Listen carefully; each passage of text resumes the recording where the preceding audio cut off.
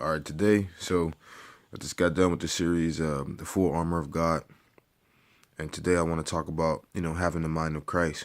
So the things that we deal with in life, we have to train our mind to have the mind of Christ and not to, think, logically, but to think spiritually. 1 Corinthians 2:16. For who has known the mind of the Lord so as to instruct him, but we have the mind of Christ.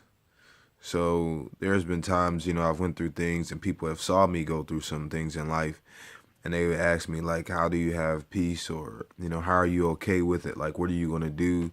I'm like, God said he'll take care of it.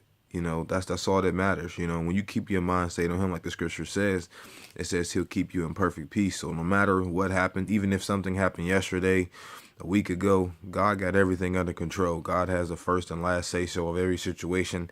It don't matter who's against you. Like the scripture says, if God before you, who can be against you? And, I learned one of my favorite scriptures, actually two, Proverbs 3:5-6. It says, trust in the Lord with all your heart and lean not to your own understanding, but in all your ways acknowledge him. It said, lean not to your own understanding. So we don't even have to understand how God is going to do it. All we got to do is just trust and know that God has us. That's why it says the plans that God has for us is not to harm us, but to prosper us. Isaiah 40:13, who can fathom the spirit of the Lord or instruct the Lord as his counselor? So we can't even fathom the things that God does. And it's just amazing, what he does. But then he also gives us an upgrade. John 15:15, it says, I no longer call you servants, because a servant does not know his master's business. Instead, I have called you friends, for everything that I have learned from the Father, I will have made known to you. So Jesus is saying, now you're my friends, and I will tell you about my Father's business and everything I'm going to do. And if you look at the scriptures, it tells you what God is going to do. God is always going to be there for you. It says, he'll never leave you nor forsake you. Even when you feel like at one of your deepest, darkest moments or something like that, that God is not there, God is with you. Romans 12:19, do not take revenge, my dear friends, but leave room for God's wrath. For it is written, it is mine to avenge, I will repay, says the Lord. So even if somebody does something to you, God said, don't worry about it. Leave room for me. And I know a lot of times we want to take matters in our own hands. Like, listen, man, I ain't no punk. Like, I'll take care of it. God is like, nah, don't worry about it. I got this. I'm saying? Chill back, He said, love your enemies, pray for them, those that despitefully use you. In other scriptures as well, then God talks about getting revenge. Leviticus 19:18, Deuteronomy 32:35. Go look it up. Then God gives us a command. Proverbs 20:22. Do not say, I'll pay you back for this wrong. Wait for the Lord. He will avenge you. So God said, wait. You know what I mean? Like, listen, I got this. Don't worry about it. I'll move when I'm ready. You know what I'm saying? But I'm trying to build patience inside you.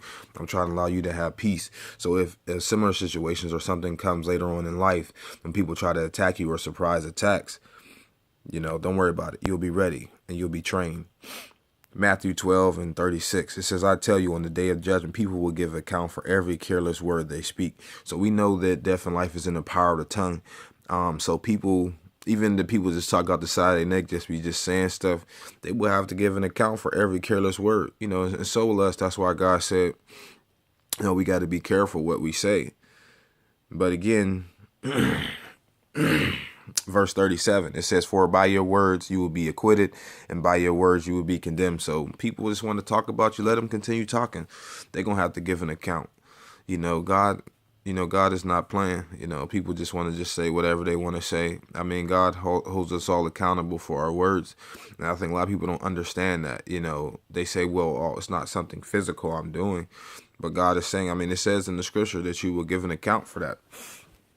And when God said he's going to get the revenge, this is very important. So if you look at Proverbs 24, I remember when I read this, man, this opened my eyes, man, because I was just like, all right, God, when you get them, that's what they get. Like, you be laughing. I'm like, that's what they get. But I was reading the scripture, verse 17, it says, do not rejoice when your enemy falls, and do not let your heart be glad when he stumbles, or do not gloat. Verse 18, it says, or the Lord will see it and be displeased and turn his anger away from them, or his wrath. So God is saying, listen, if I avenge your enemies, You know, if I get them, and I see you laughing, I'm gonna take my wrath off of them. So in other words, if you pray for them like God said, then they will continue. God will continue His wrath on them. Now, don't get me wrong, like God does have grace and mercy.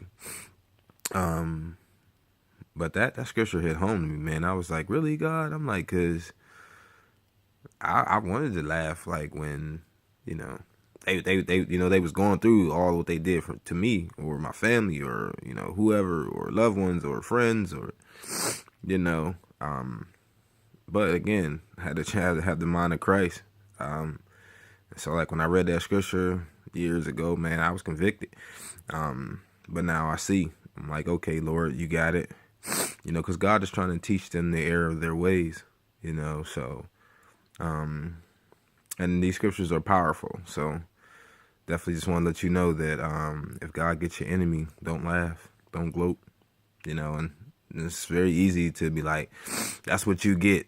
You know, you always running your mouth and you got beat up, or you always saying something and now your car is gone or whatever, you know. And God's saying don't laugh or I'll take my wrath away from them, off of them. So if God is going to get your enemy back, how you know what to do? When we know better, we do better. God bless. Love you.